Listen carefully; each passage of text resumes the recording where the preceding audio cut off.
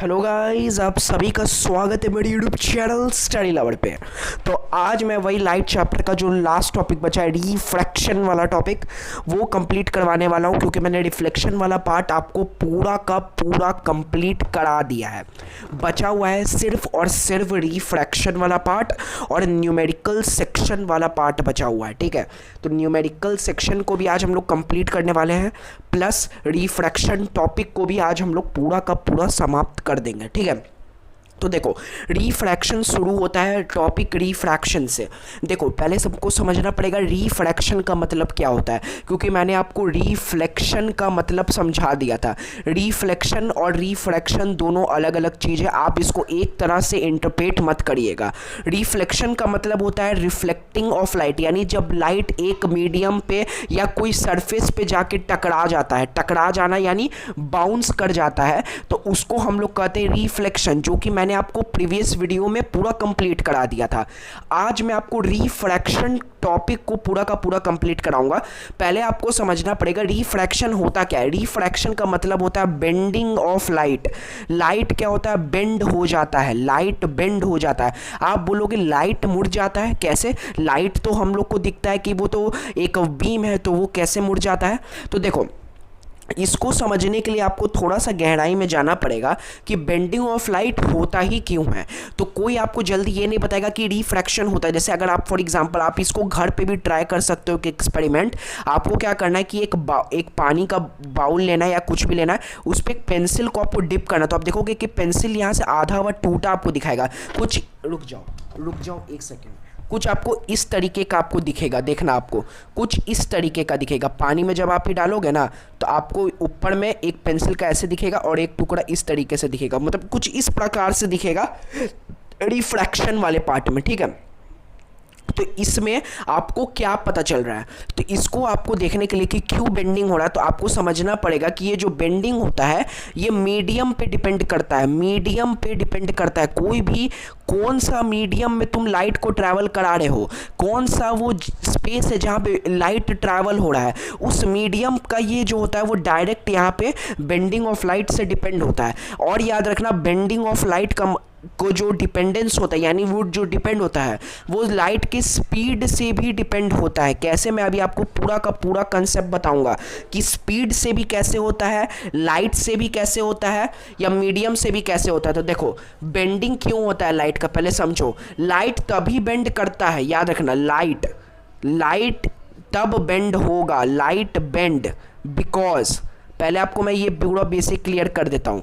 Light क्यों bend करता है? लाइट इसलिए बेंड करता है क्योंकि उसका जो स्पीड है, वो स्पीड जो होता है वो घट जाता है। अगर स्पीड घटेगा तो लाइट का जो बेंडिंग होगा वो ज़्यादा होगा। ठीक है, और अगर स्पीड बढ़ेगा तो जो लाइट का बेंडिंग है वो कम होगा। तो यहाँ से हम लोग एक फॉर्मूला टाइप डिराइव रख सकते हैं कि जो मेरा स्पीड ऑफ लाइट होता है, स्पीड ऑफ लाइट, वो मेरा इनवर्सली प्रोपोर्शनल होता है किसके? बेंडिंग ऑफ लाइट के। ये आप नोट कर लेना प्लीज़, आप ये सब नोट कर लेना, क्योंकि एक आगे एक टॉपिक आएगा जिसका नाम है रिफ्रैक्टिव इंडेक्स, वहाँ पे ये वाला चीज़ बहुत काम आने वाला है।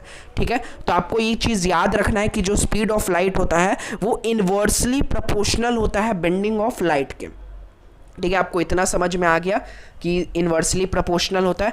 अब आगे चलते हैं, ये आपको समझ में आ गया। अब देखो रिफ्रैक्शन का भी दो लॉज आपको पढ़ना पड़ेगा, दो लॉज। जैसे आपने रिफ्लेक्शन का दो लॉज पढ़ा था, वैसे आपको रिफ्रैक्शन का भी दो लॉज पढ़ना पड़ेगा।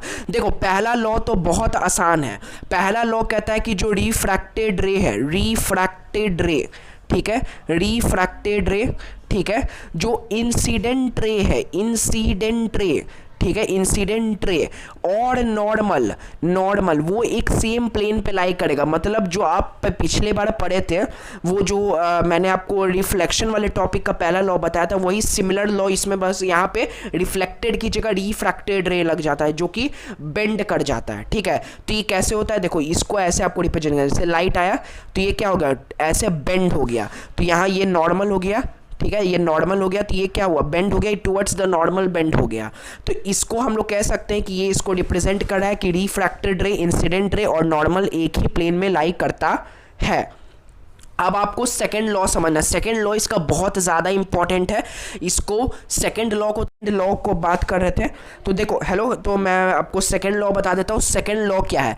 सेकंड लॉ कहता है, मैं यहाँ पे अच्छे से लिख देता हूँ। सेकंड लॉ कहता है कि जो साइन ऑफ एंगल ए होता है, साइन ऑफ एंगल ए, ठीक है, divided sine of angle A का जो रेशियो होता है, साइन ऑफ एंगल ए का रेशियो किसके साथ? Sine of angle B, angle B का, वो हमेशा एक कांस्टेंट देगा, कांस्टेंट देगा। आपको अभी नहीं समझ में आया, मैं आपको एक्सप्लेन कर देता हूँ। साइन ऑफ एंगल यानी आपने ट्रिग्नोमेट्री में पढ़ा होगा, साइन एक ट्रिग्नोमेट्रिक वो होता है, फंक्शन होता है, जहाँ पे आपको कोई भी वो ले सकते हो, जैसे हर का, जैसे साइन का होता है, कॉस होता है, टैन होता है, कोसेक होता है। तो साइन का एंगल ए, मतलब साइन कोई भी एंगल पे होगा, या 30 डिग्री, 45 डिग्री, 60 डिग्री, उसका अगर हम लोग ले लें साइन ऑफ एंगल बी से, तो हमको एक कांस्टेंट वैल्यू देगा। यही कहलाता है लॉ ऑफ रिफ्रैक्शन का सेकंड लॉ। अब ये एक नाम से भी जाना जाता है, sine A upon sine B constant देगा, इसका नाम होता है स्नेल्स लॉ। स्नेल्स लॉ, इसको हम लोग स्नेल्स लॉ के भी नाम से जानते हैं, आप इसको नोट कर लीजिएगा, ठीक है। इसको स्नेल्स लॉ के भी नाम से जाना जाता है, ठीक है, कि sign A upon sine B एक कांस्टेंट वैल्यू देगा। ये एक स्नेल्स लॉ होता है, ठीक है। अभी आपको ये सेम फॉर्मूला का काम आगे पड़ेगा, क्योंकि अब हम लोग एक इंपॉर्टेंट टॉपिक पढ़ने जा रहे हैं। या उससे पहले मैं आपको एक चीज़ सिखा देता हूँ। एक आपके बुक में एक टॉपिक होगा यहाँ पे रिफ्रैक्शन वाला, तो पार्ट मैंने आपको बता दिया कि क्या होता है, बेंडिंग लाइट होता है, क्या होता है। मैं इसका और थोड़ा आपको डीप में ले जाने वाला हूँ, थोड़ा सा भी सब्र करना, अभी और डीप में आप जाओगे। उससे पहले मुझे एक टॉपिक आपको एक्सप्लेन करना पड़ेगा, रिफ्रैक्टिव इंडेक्स। पर उससे पहले मैं आपको रिफ्रैक्शन दिखा देता हूँ एक ग्लास स्लैब से, क्योंकि आपके बुक में आपको दिया हुआ होगा कि एक ग्लास स्लैब लिया होगा। ग्लास स्लैब मतलब एक रेक्टेंगुलर, एक ग्लास का वो होगा, मतलब कि ग्लास का, कांच का बना हुआ रेक्टेंगुलर शेप में एक ग्लास होगा, उसमें कैसे रिफ्रैक्शन होता है। तो देखो उसका आप लोग एक्सपेरिमेंट भी करोगे, आप लोग स्कूल में करोगे, फिजिक्स लैब में आपको कराया जाएगा। एक मिनट, थोड़ा सा ब्लर हो गया, एक सेकेंड रुकना। हाँ तो गाइस थोड़ा ब्लर हो गया था, इसलिए मैंने रोक दिया था। अब देखो जैसे यहाँ पे इंसिडेंट ट्रे आएगा, तो आपको यहाँ पे मार्क करना पड़ेगा, ऐसे आपको दिखाना पड़ेगा कि ये इंसिडेंट ट्रे है। तो देखो इसको अभी मैं आपको पहले ड्रॉ करके बता देता हूँ, अभी आपको समझ में नहीं आएगा कि बेंडिंग ऐसे क्यों हो रहा है। देखो ये पहले नॉर्मल 1 है, ठीक है, तो ये टुवर्ड्स द नॉर्मल बेंड होगा, ठीक है, फिर ये toward away from the normal bend होगा। आपके दिमाग में एक क्वेश्चन आ रहा होगा कि कैसे हम लोग को पता चलेगा कि टुवर्ड्स द नॉर्मल कब लाइट बेंड करेगा, किस मीडियम पर अवे फ्रॉम द नॉर्मल कब बेंड करेगा। तो ये समझने के लिए आपको रिफ्रैक्टिव इंडेक्स वाला टॉपिक पढ़ना पड़ेगा, इसलिए मैं आपको बस अभी ड्रॉ करके दिखा दे रहा हूँ कहाँ का लेवल है, फिर यही सेम फिगर को मैं आपको एक्सप्लेन कर दूंगा। तो देखो ये हो गया मेरा ये हो गया मेरा रिफ्रैक्टेड रे। रिफ्रैक्टेड, इसको हम लोग बोलते हैं इमर्जेंट रे। और इमर्जेंट रे और नॉर्मल के जो नॉर्मल के बीच जो एंगल बनता है उसको बोलते हैं angle of emergence, angle of emergence, ठीक है। और ये नॉर्मल और इसके बीच में जो एंगल बनता है ये होता है एंगल ऑफ इंसिडेंट। अब देखो यहाँ पे अगर ड्रॉ किए तो ये अब नॉर्मल और रिफ्रैक्टेड रे से ये जो एंगल बनेगा ये बनेगा एंगल ऑफ रिफ्लेक्शन। और मान लेते हैं कि अगर ये लाइट बेंड नहीं करता, सीधा इस तरीके से चल जाता, तो इस ई लाइन और इस लाइन के बीच का जो डिस्टेंस उसको डी से डिनोट करते हैं, इसको कहा जाता है lateral displacement. Lateral displacement, lateral displacement क्या बोला जाता है? Lateral displacement. आपको समझ में आ रहा होगा, यहाँ तक आपको बढ़िया से क्लियर हो चुका होगा, ठीक है। अब चलते हैं इसके बाद वाला टॉपिक जो कि बहुत ज़्यादा इंपॉर्टेंट है। एक मिनट बहुत, तो फ्रेंड्स थोड़ा सा क्या हो गया था कि फ़ोन आ गया था, इसलिए थोड़ा दिक्कत हो गया था, मैं अभी आपको एक्सप्लेन कर रहा था। हाँ तो देखो अब हम लोग एक इम्पॉर्टेंट टॉपिक पढ़ने वाले हैं जो कि बहुत ज़्यादा एग्जाम पॉइंट ऑफ व्यू से इम्पॉर्टेंट है, जिसका नाम है रिफ्रैक्टिव इंडेक्स। तो देखो रिफ्रैक्टिव इंडेक्स को अच्छे से समझना। अगर आपको रिफ्रैक्टिव इंडेक्स समझ में आ गया तो ये वाला डायग्राम में आपको ये पता चल जाएगा कि किस मीडियम में light towards the normal bend करता है और किस में away from the normal bend करता है। तो आपको समझना पड़ेगा रिफ्रैक्टिव इंडेक्स को, ठीक है। रिफ्रैक्टिव इंडेक्स ये किस बला का नाम है? देखो रिफ्रैक्टिव इंडेक्स का मतलब होता है कि कोई भी मीडियम, आपके पास कोई भी मीडियम हो, ठीक है, तो उस मीडियम में कितना क्षमता है, उस मीडियम में कितना एबिलिटी है लाइट को अपने में बेंड कर लेने का, इसको कहा जाता है रिफ्रैक्टिव इंडेक्स। फिर से मैं रिपीट कर रहा हूँ, आप लोग ध्यान से सुनना, बहुत ज़्यादा इंपॉर्टेंट बात है। रिफ्रैक्टिव इंडेक्स का मतलब होता है कि कोई भी मीडियम हो, चाहे वो ग्लास हो, चाहे वो एयर हो, चाहे वो वैक्यूम हो, कोई भी मीडियम हो, उस मीडियम के पास कितना ताकत है लाइट को बेंड करने का। जिसके पास जितना ज़्यादा एबिलिटी होगा लाइट को बेंड करने का, उसका रिफ्रैक्टिव इंडेक्स ज़्यादा होगा। तो रिफ्रैक्टिव इंडेक्स का हम लोग कह सकते हैं कि ये मीडियम पे डिपेंड करता है। मीडियम पे डिपेंड करता है, कोई भी ट्रांजिशन मीडियम पे डिपेंड करता है मेरा रिफ्रैक्टिव इंडेक्स। इसको न्यू से डिनोट करते हैं, न्यू से, इस तरीके से न्यू से इसको डिनोट करते हैं। न्यू से इसको डिनोट किया जाता है रिफ्रैक्टिव इंडेक्स को, या बहुत कोई एन से भी डिनोट कर देता है, इस तरीके से एन से भी इसको डिनोट कर सकता है। तो एक चीज़ याद रखना कि रिफ्रैक्टिव इंडेक्स कैसे हम लोग को पता करना है। कोई भी मीडियम जितना ज़्यादा डेंसर होगा उसका रिफ्रैक्टिव इंडेक्स उतना ही ज़्यादा होगा। तो एक चीज़ हम लोग यहाँ से कंक्लूड यहाँ पे हम लोग कर सकते, तुम लिखते जाना क्योंकि मेरे पास बड़ा बोर्ड नहीं है तो मैं मिटाना पड़ेगा मुझे, आप वीडियो में लिखते जाना जो जो मैं बता रहा हूँ। तो आपको यहाँ पे याद रखना है कि अगर यहाँ पे आपको एक चीज़ याद रखना है कि रिफ्रैक्टिव इंडेक्स जो होता है मेरा, आपको मैं ऐसे लिख देता आ रहा है, जो रिफ्रैक्टिव इंडेक्स होता है वो डायरेक्टली प्रोपोर्शनल होता है वो क्या बोलता है डेंसर मीडियम के डायरेक्टली प्रोपोर्शनल होता है। जितना मीडियम डेंसर होगा, डेंसर यानी जितना मीडियम डेंसर होगा, यानी एकदम मॉलिक्यूल उसमें पैक रहेगा, उतना रिफ्रैक्टिव इंडेक्स ज़्यादा रहेगा। और जितना रिफ्रैक्टिव इंडेक्स कम होगा उतना ही डेंसर मीडियम कम होगा। एक अब मीडियम समझ लो, दो तरीके का मीडियम होता है, आपको ये भी पता होना चाहिए, बहुत आवश्यक है। मीडियम भी दो तरीके का होता है, पहले इसको मैं बेसिक क्लियर कर देता हूँ। एक मीडियम होता है डेंसर मीडियम, ठीक है, एक होता है रेयरर मीडियम। डेंसर मीडियम में क्या होता है कि जो एटम्स होता है मॉलिक्यूल्स का वो टाइडली पैक्ड होता है। जैसे ये व्हाइट बोर्ड, ये एक डेंसर मीडियम है क्योंकि इसमें क्या है, जो उसका पार्टिकल है वो एकदम क्लोजली पैक्ड है। तो अगर जो एटम जो होगा वो क्लोजली पैक्ड होगा, यानी एकदम स्पेस नहीं होगा। जो आप क्लास 9th में एक चैप्टर पढ़े होंगे, is matter around us pure atoms, उसमें आपने पढ़ा होगा intra molecular force of attraction जो होगा वो बहुत कम होगा। और रेयरर मीडियम में ये क्या लूजली पैक्ड होता है, ठीक है, लूजली पैक्ड, ये होता है मेरा रेयरर मीडियम। एक होता है एटम जो क्लोजली पैक्ड हुआ वो डेंसर मीडियम, और जो लूजली पैक्ड हुआ वो रेयरर मीडियम। इतना अगर आपको समझ में आ रहा है तो अब आपको तुरंत सब चीज़ समझ में आ जाएगा। आप पहले इतना नोट कर लो, मैं ये इसलिए नहीं मिटा रहा हूँ कि अब आपको यहाँ से आपको क्लियरेंस मिलेगा कि क्या हो रहा है, ठीक है। तो ये डेंसर रेयरर का तो चक्कर मैंने आपको पूरा बता दिया। अब देखो, रिफ्रैक्टिव इंडेक्स सिर्फ एक चीज़ पर डिपेंड नहीं होता है, रिफ्रैक्टिव इंडेक्स बहुत चीज़ पर डिपेंड होता है। पहला तो मैंने आपको बता दिया मीडियम पे भी डिपेंड करेगा, ठीक है, और किस पे डिपेंड करेगा, दूसरा आपको स्पीड पे भी डिपेंड करेगा। स्पीड पे कैसे डिपेंड करता है वो मैं अब आपको बता देता हूँ। याद रखना, रिफ्रैक्टिव इंडेक्स जो होगा, कभी भी अगर रिफ्रैक्टिव इंडेक्स ज़्यादा होगा तो स्पीड जो होगा वो कम होगा। तो इसका मतलब कह सकते कि ये इन्वर्सली प्रोपोर्शनल है स्पीड के, ठीक है। इसका मतलब अगर मान लेते हैं रिफ्रैक्टिव इंडेक्स बढ़ रहा है तो स्पीड घट रहा है। तो स्पीड क्यों घट रहा है, अब देखो, अब आपको क्लियरेंस मिलेगा। देखो, मान लेते ये ग्लास स्लैब है, ठीक है, तो ग्लास स्लैब क्या है, डेंसर मीडियम है। तो जब लाइट आ रहा है डेंसर में, स्पीड ऑफ लाइट मान लेते हैं यहाँ पे, अगर मान लेते हैं एक्स होगा, मान लेते हैं एक्स स्पीड होगा, तो अंदर जब इसके अंदर घुसेगा ग्लास स्लैब के तो ये क्या होगा, कम हो जाएगा। तो कम हो, मान लेते हैं स्पीड यहाँ पे, मान लेते हैं फॉर सपोज कि यहाँ पे x था और यहाँ पे स्पीड मान लेते हैं माइनस हो जाता है। तो अगर मान लेते हैं यहाँ पे 10 किलोमीटर प्रति आ रहा होगा तो x -10 हो जाएगा, स्पीड 10 कम हो जाएगा, ठीक है। तो वैसे वो घट जाता है स्पीड। क्यों घटा स्पीड इसलिए घटा क्योंकि हम लोग पढ़े कि डेंसर मीडियम, तो रिफ्रैक्टिव इंडेक्स ज़्यादा है तो मतलब ये मीडियम डेंसर होगा और स्पीड क्या होगा, कम हो जाएगा। तो स्पीड घटेगा तो टुवर्ड्स द नॉर्मल बेंड कर जाएगा। अब आपको डायग्राम थोड़ा अच्छे से समझ में आ रहा होगा, ये मतलब ग्लास स्लैब वाला क्या कि रिफ्रैक्टिव इंडेक्स बढ़ रहा है तो स्पीड घट रहा है। अब आपको ये क्लियरेंस मिल रहा होगा कि अगर रिफ्रैक्टिव इंडेक्स ज़्यादा, यानी आपको दिमाग में आना चाहिए कि डेंसर मीडियम होगा, और जितना ज़्यादा डेंसर मीडियम होगा स्पीड उतना कम होगा। तो स्पीड कम हो गया तो ये क्या होगा, बेंड हो गया टुवर्ड द नॉर्मल। अब देखो, अब ये डेंसर मीडियम है, पहला मीडियम डेंसर है, दूसरा मीडियम रेयरर है, क्योंकि हवा, रेयरर मीडियम क्या होगा, रेयरर मीडियम का मतलब होगा हवा या तो वैक्यूम। तो याद रखना, रेयरर मीडियम में दो सबसे कॉमन मीडियम होता है, जो कि होता है एक एयर, एक होता है वैक्यूम, ठीक है। तो यही दोनों में से ज़्यादातर रेयर में कि उसमें जो मॉलिक्यूल होता है वो लूजली पैक्ड होता है। तो एक हो गया एयर, एक हो गया वैक्यूम। अब देखो ये गेम क्या है, रेयरर मीडियम से यानी डेंसर से रेयरर में जा रहा है। तो डेंसर यानी रिफ्रैक्टिव इंडेक्स क्या है, डेंसर है। डेंसर यानी कि रिफ्रैक्टिव इंडेक्स क्या होगा, बाद में कम हो जाएगा क्योंकि रेयर में है, तो रिफ्रैक्टिव इंडेक्स कम हो रहा है, ठीक है। तो क्या होगा, ऑटोमेटिकली स्पीड बढ़ जाएगा। तो यहाँ जब स्पीड बढ़ेगा तुरंत भागेगा, वो तुरंत भागेगा, इसलिए वो away from the normal bend करेगा।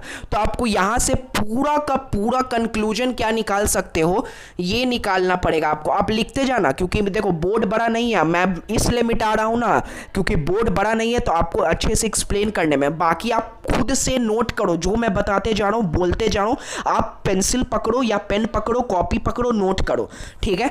और एक चीज याद रखो कि एक चीज यहां पे लिख लेना कि अगर लाइट, इफ, मैं यहां पे स्टेटमेंट लिख दे रहा हूं, इफ लाइट, ठीक है, moves from rarer to denser medium, rarer to denser medium, अगर लाइट रेयरर मीडियम से डेंसर मीडियम में आएगा, if light moves from rarer to denser medium it bends towards the normal, ये bend कर जाएगा towards the normal, ये note कर लो आप लोग, it bends towards the normal, ये towards the normal bend कर जाएगा, एकदम कोई शक नहीं रखना है इसमें, इसको स्टार मार्क बना लो। अगर लाइट मूव कर रहा है रेयरर से डेंसर मीडियम में, रेयरर से डेंसर मीडियम में, तो वो टुवर्ड्स द नॉर्मल, क्योंकि स्पीड घट रहा है तो स्पीड कम हो रहा है, तो वो अपने आप को सिकोड़ लेगा तो वो टुवर्ड्स द नॉर्मल बेंड कर जाएगा। और बस इसका उल्टा आप लोग लिख लेना, उल्टा ये लिख लेना कि अगर लाइट मूव्स कर रहा है डेंसर मीडियम से रेयरर मीडियम, डेंसर से रेयरर, तो वो away from the normal bend करेगा। एमसीक्यू में बहुत बार कॉम्पिटिटिव अगर आप लोग दे रहे हो कोई भी पूछा जा सकता है। तो ये था पूरा रिफ्रैक्टिव इंडेक्स। पर अभी आप लोग सोच रहे होगे रिफ्रैक्टिव इंडेक्स सर खत्म हो गया, नहीं, रिफ्रैक्टिव इंडेक्स का न्यूमेरिकल भी बनाया जाता है। और अगर आपको न्यूमेरिकल सॉल्व करना है रिफ्रैक्टिव इंडेक्स का, तो आपको दो फॉर्मूला पता होना चाहिए। अब जो रिफ्रैक्टिव इंडेक्स होता है वो दो तरीके का रिफ्रैक्टिव इंडेक्स होता है, मैं आपको लिख के दिखा देता हूँ। इसका फॉर्मूला है, एक रिफ्रैक्टिव इंडेक्स को कहा जाता है absolute refractive index, absolute refractive index, और दूसरा होता है रिलेटिव रिफ्रैक्टिव इंडेक्स, ठीक है। अब समझ लो दोनों में अंतर क्या होता है। एब्सोल्यूट का मतलब कि ये फिक्स होगा, मतलब कि इसका जो पहला मीडियम होगा, पहला मीडियम जिससे लाइट ट्रैवल करा, मीडियम 1, वो हमेशा या तो एयर होगा या तो वैक्यूम होगा। मतलब यहाँ पे आप लोग एक चीज और भी जान सकते हो कि मीडियम 1 हमेशा क्या होना चाहिए, रेयरर मीडियम होना चाहिए, रेयरर। और रेयरर में दो कॉमन क्या मैंने बताया था, एयर और वैक्यूम। तो आपको ये गांठ बांध लेना है, ठीक है। मीडियम रेयरर होगा पहला मीडियम, और दूसरा मीडियम कोई भी मीडियम हो सकता है। तो अगर हम लोग रिफ्रैक्टिव इंडेक्स का फॉर्मूला देखें तो हम लोग रिफ्रैक्टिव इंडेक्स को एन से भी डिनोट करते हैं। इसका फॉर्मूला होता है C/V। सी का मतलब यहाँ पे क्या हुआ, स्पीड। सी का मतलब हो गया speed of light in air और vacuum, speed of light in air और वैक्यूम, ठीक है। एयर और वैक्यूम पहला हो गया, और V का मतलब हो गया speed of light in medium 2, speed of light in medium 2। तो यहाँ से आप लोग न्यूमेरिकल बना सकते हो, पर इस वाले क्लास में मैं कंसेप्ट बता रहा हूँ, तो न्यूमेरिकल मैं सॉल्व नहीं करवाऊंगा। मैं आपको क्या करवाऊंगा कि ये वाला कंप्लीट हो जाएगा, नेक्स्ट सेशन आएगा जिसमें पूरा न्यूमेरिकल पे ही डेडिकेट लेक्चर रहेगा। तो speed of light in medium 2, speed of light in medium 2 second medium पे। तो पहला फॉर्मूला ये हो गया, आप इसको नोट कर लेना, ये एब्सोल्यूट का फॉर्मूला है, n = C/V, जो यहाँ पे स्पीड ऑफ लाइट मीडियम, जो speed of light air vacuum रहेगा पहला मीडियम, या तो तुम लोग कहा दो रेयरर मीडियम रहेगा, ठीक है। अब आ जाओ रिलेटिव, मैं मिटा रहा हूँ, आप लोग नोट करते जाना, ठीक है। आप लोग बस फटाफट नोट करते जाओ। अब देखो रिफ्रैक्टिव इंडेक्स का एक और होता है रिलेटिव रिफ्रैक्टिव। रिलेटिव मतलब आपका रिश्तेदार, आप ऐसे समझो, रिलेटिव किसको आप लोग कहते हो, रिश्तेदार। तो यहाँ पे क्या होता है, यहाँ पे एक रिलेशनशिप बिटवीन होता है दोनों मीडियम के बीच में। मतलब जो पहला मीडियम होगा ना, मीडियम 1, ठीक है, और मीडियम 2, मतलब दो मीडियम में लाइट ट्रैवल करता है हमेशा, इन दोनों के बीच में एक अटूट रिश्ता होगा। क्या होगा, एक रिश्ता होगा, यानी एक रिलेशनशिप में ये बंधे हुए होंगे, ठीक है। एक रिश्ता होगा दोनों के बीच में। क्या रिश्ता होगा? जब भी आप लोग रिफ्रैक्टिव इंडेक्स के रिलेटिव में निकालोगे तो इसमें क्या होता है, आपको अगर आपको रिफ्रैक्टिव इंडेक्स निकालना है मीडियम 2 का तो उसको आपको 1 के रिस्पेक्ट में निकालना पड़ेगा, मतलब एक दूसरे के रिस्पेक्ट में निकालना पड़ता है। और अगर आपको पूछ दिया कि मीडियम 1 का रिफ्रैक्टिव इंडेक्स बताओ तो आपको मीडियम 2 के रिस्पेक्ट में निकालना होगा। अगर फॉर एग्जांपल अगर हमको मीडियम 2 का निकालना है मीडियम 1 के रिस्पेक्ट में तो हम ऐसे लिखेंगे n2,1, ठीक है। मीडियम 2 का हमको रिफ्रैक्टिव इंडेक्स निकालना है 1 के रिस्पेक्ट में तो हम लिख देंगे v1 अपॉन में v2। यही मेरा फॉर्मूला हो गया रिलेटिव रिफ्रैक्टिव इंडेक्स का। क्या मैंने बोला, क्या बोला मैंने बस इतना कहा कि जो मेरा रिलेटिव रिफ्रैक्टिव इंडेक्स होता है वो हम लोग के रिश्तेदार तरीके का होता है। इसमें दो मीडियम होगा, मीडियम 1 और मीडियम 2, दोनों में एक अटूट रिश्ता संबंध होगा। दोनों में अटूट रिश्ता यानी दो, अगर हमको दूसरा मीडियम का रिफ्रैक्टिव इंडेक्स निकालना होगा तो हमको 1 के रिस्पेक्ट में निकालना होगा, और 1 का निकालना है तो 2 के रिस्पेक्ट में। अगर हम 2 का निकालें तो n का 2 का जो रिफ्रैक्टिव इंडेक्स है 1 में निकालेंगे तो v1 अपॉन v2। v1 का मतलब speed of light in medium 1 और v2 का मतलब speed of light in medium 2। तो ये हो गया मेरा रिफ्रैक्टिव इंडेक्स ये। पर अभी एक मेन बात तो मैंने बताया ही नहीं। सर क्या? अभी रिफ्रैक्टिव इंडेक्स थोड़ा सा बड़ा टॉपिक है क्योंकि मैं इसको डीप कंसेप्ट पे आपको लेके जा रहा हूँ, पूरा डीप कंसेप्ट कि रिफ्रैक्टिव इंडेक्स है क्या और अच्छे से बताना। तो मैंने आपको सेकंड लॉ अभी पढ़ाया था रिफ्रैक्शन का, क्या था? Sign A upon sine B, ठीक है। इसका दोनों का जो प्रोपोर्शनल होता है ये होता है एक कांस्टेंट वैल्यू देता है जिसको हम लोग स्नेल्स लॉ के भी नाम से जानते हैं। मैंने थोड़ी देर पहले आपको इसका जिक्र किया था। एक बात याद रखना, इन दोनों का जो कांस्टेंट निकल के बाद वैल्यू आता है ना, यही कांस्टेंट हमको रिफ्रैक्टिव इंडेक्स कहलाता है। तुम लोग कहीं क्या सर सही बात है? एकदम सही बात है। Sine A upon sine B का जो कांस्टेंट वैल्यू आ रहा है तुम्हारे पास वो एक रिफ्रैक्टिव इंडेक्स है। याद रखना, वो कांस्टेंट वैल्यू एक रिफ्रैक्टिव इंडेक्स है। तो यहां से तुम अपना तीसरा फॉर्मूला निकाल सकते हो रिफ्रैक्टिव इंडेक्स का। तुम लोग बोलोगे सर बुक में तो 2 ही फॉर्मूला है। हाँ, बुक में ही 2 ही फॉर्मूला है जो मैंने अभी बताया, एब्सोल्यूट और रिलेटिव का। पर अगर बाई चांस कभी क्वेश्चन में पूछ दे कि तुमको एंगल ए का वैल्यू दे दिया कि एक मीडियम से लाइट ट्रैवल हो रहा है, एंगल ए में इतना है, बी में, तो तुम रिफ्रैक्टिव इंडेक्स बताओ, तो तुम ये फॉर्मूला यूज करना, क्या? साइन ए अपॉन, और आपको वैल्यू तो याद होगा इस साइन का, ऐसे आप याद कर सकते हो। मैं तो ऐसे आपको याद किया, 0 1/2 1 अपॉन √2 √3/2 और 1। ये क्या होगा? Sine 0 degree, sine 30 degree, sine 45 degree, sine 60 degree, sine 90 degree. तो आपको ये 5 वैल्यू याद रखना। आपको इस वैल्यू के बाहर कतई क्लास 10th में नहीं पूछा जाएगा, ठीक है? कतई नहीं पूछा जाएगा, तो आपको याद रखना है। तो क्या फॉर्मूला यहाँ पे नोट करना है आपको? नोट ये तीसरा फॉर्मूला भी कर लेना। पहला फॉर्मूला आपने नोट कर लिया तो तीसरा फॉर्मूला भी नोट कर लो। Sign A upon sine B एक रिफ्रैक्टिव इंडेक्स देता है, ये भी आप नोट कर लो बढ़िया से। अब एक चीज़ और मैं इस टॉपिक में बताता हूँ, उसके बाद हम लोग रिफ्रैक्शन सब कंप्लीट हो जाएगा। इसके बाद हम लोग चलेंगे लेंस वाले टॉपिक पे, ठीक है? तो sign A upon sine B refractive, ये तीसरा फॉर्मूला। दूसरा formula, first formula, second formula मैं क्या करता हूँ फिर से लिख देता हूँ, आप लोग एक जगह अच्छे से नोट कर लो रिफ्रैक्टिव इंडेक्स का फॉर्मूला। तो रिफ्रैक्टिव इंडेक्स फॉर्मूला फिर से आप लोग सारा फॉर्मूला को नोट कर लो। और अगर आपको कोई समझ में नहीं आया है तो आप वीडियो को पीछे करो, फिर समझने का कोशिश करो। अगर नहीं आएगा तो आप कमेंट में पूछ लेना कि कौन सा आपको नहीं समझ में आया, फिर एक्सप्लेन कर दूंगा। क्योंकि ये एक ऐसा टॉपिक है जो बच्चे को तुरंत समझ में नहीं आएगा, थोड़ा सा टाइम लगेगा, क्योंकि मैं इसको डीप डाइव किया हूँ कंसेप्ट पे कि आपको और बेटर अंडरस्टैंडिंग हो, ठीक है? तो देखो, रिफ्रैक्टिव इंडेक्स ऑल फॉर्मूलाज, मतलब ये 3 फॉर्मूला अगर आप कर लेते हो, आपका रिफ्रैक्टिव इंडेक्स का क्लास 10th का सारा न्यूमेरिकल बन जाएगा। पहला फॉर्मूला क्या है? ऐसे मैं लिख देता हूँ। पहला फॉर्मूला है मेरा n is equal to c/v। ये मेरा पहला फॉर्मूला है, जो कि इसमें पहला मीडियम या तो एयर होगा या तो वैक्यूम होगा। ये मेरा पहला फॉर्मूला है, ठीक है? पहला फॉर्मूला। दूसरा फॉर्मूला n का दूसरे के रिस्पेक्ट में पहला, जो मैंने अभी बताया रिलेटिव रिश्ता रहता है दोनों मीडियम में, v1 अपॉन में v2। ये मेरा सेकेंड फॉर्मूला हो गया, ठीक है? और तीसरा फॉर्मूला हम लोग ने डिराइव किया सेकंड लॉ ऑफ रिफ्रैक्शन से, जो होता है साइन ए अपॉन में साइन बी, ठीक है? वो एक कांस्टेंट वैल्यू देता है। तो ये हो गया आपका 3 गो रिफ्रैक्टिव इंडेक्स का इंपॉर्टेंट फॉर्मूला। आप प्लीज नोट कर लो ये तीनों फॉर्मूला को, यहाँ मेरा रिफ्रैक्टिव इंडेक्स वाला टॉपिक समाप्त होता है।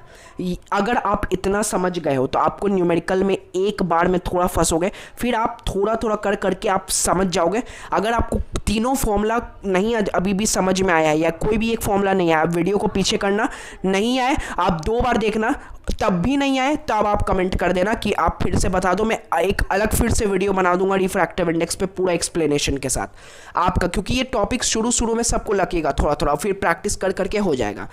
अब देखो मैं इसमें एक चीज़ और बताना चाहता हूँ, वेवलेंथ का भी एक कंसेप्ट होता है, क्योंकि अगर डीप डाइव कर रहे हैं तो और अच्छे से बता देता हूँ। वेवलेंथ क्या होता है? वेवलेंथ का मतलब होता है कि कभी भी फ्रीक्वेंसी में तुम देखोगे कि जब से आपने पिछले साल साउंड चैप्टर पढ़ा था तो उसमें आपने वेव के बारे में पढ़ा होगा, वेव्स, तो एक एम्पलीट्यूड पढ़ा, तो वेवलेंथ क्या होता है? हमेशा जो डिस्टेंस होता है एक वेव से यहाँ का वेव का, तो वो वेवलेंथ कहलाता है, ठीक है।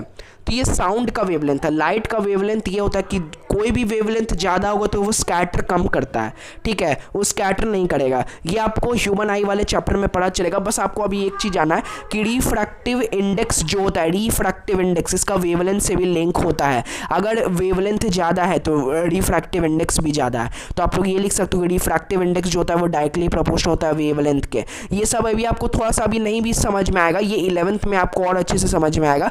मैं चाह रहा था कि आपको और अगर कंसेप्ट पे कूद ही रहे हैं तो बढ़िया से कूदेंगे और अच्छे से समझा देंगे। तो ये मैंने आपको पूरा का पूरा बता दिया, रिफ्रैक्टिव इंडेक्स का एक वेवलेंथ वाला ही बचा था। अब एक छोटा सा टॉपिक है मेरे पास और, अब आपको मैं ये बताता हूँ कि कब when refraction does not occur, कब रिफ्रैक्शन नहीं होगा, when refraction does not occur, refraction does not occur, कब रिफ्रैक्शन होगा ही नहीं होगा।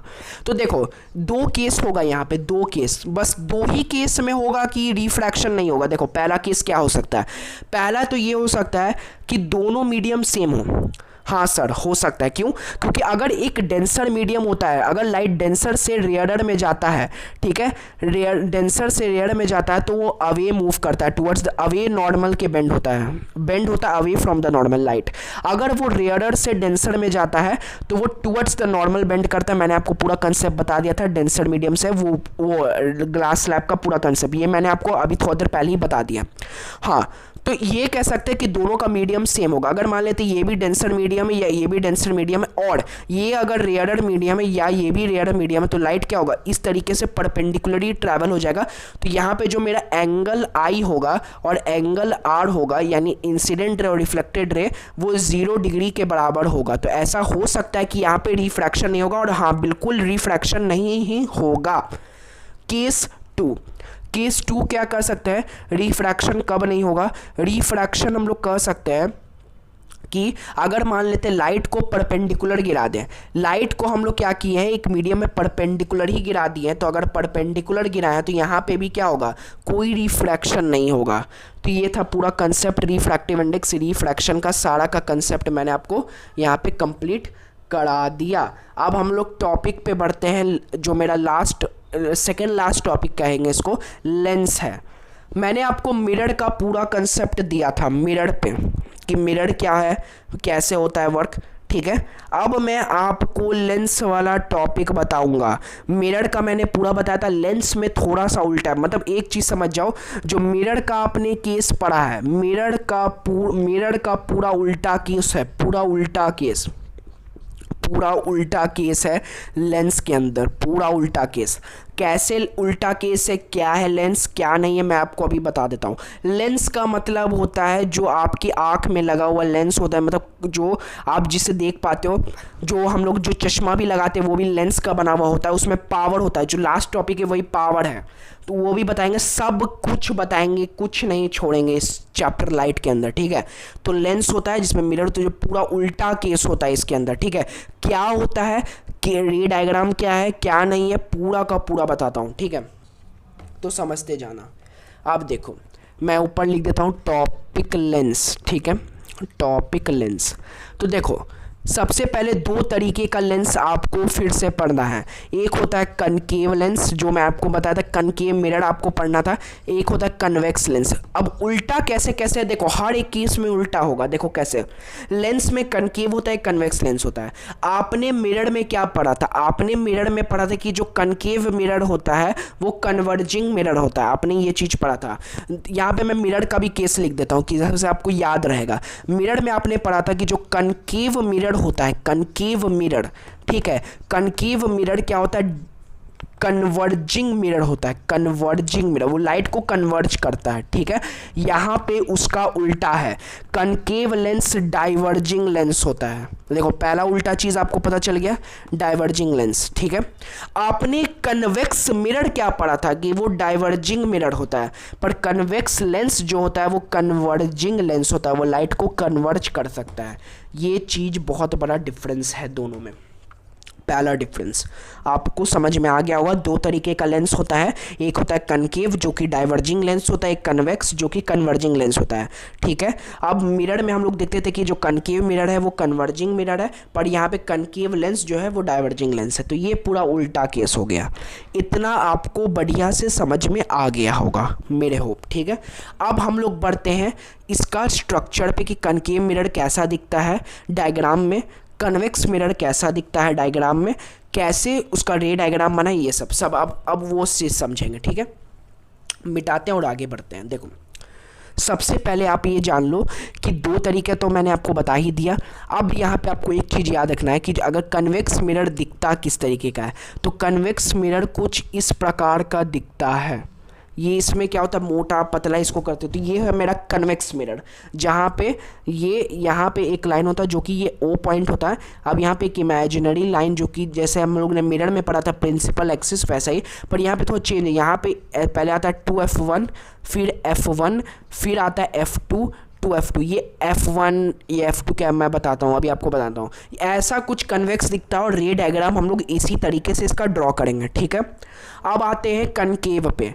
कनकेव में कैसा दिखता है? कनकेव मिरर इस तरीके का दिखता है। देखो इस तरीके का कनकेव मिरर दिखता है, ठीक है। इसमें भी ये ओ रहता है। मैं बताऊंगा सबका कि ओ क्या है, 2f1 क्या है, f1 क्या है, मैं सब बताता हूँ अभी। f2, ठीक है, ये 2f2, ठीक है।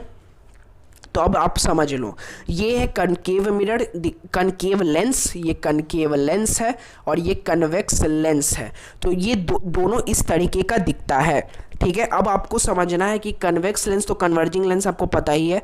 तो इसमें 2f1 क्या होता है? तो 2f1 दोनों के केस में बताता हूँ, इसको बोलते हैं double of focus one. Double of focus one, यहाँ पे दो फोकस रहेगा, दो फोकस रहता है, हमेशा याद रखना, हमेशा याद रखना कि इसमें दो फोकस होगा। ये मिरर वाले में नहीं होता है दो फोकस, इसमें दो फोकस होगा।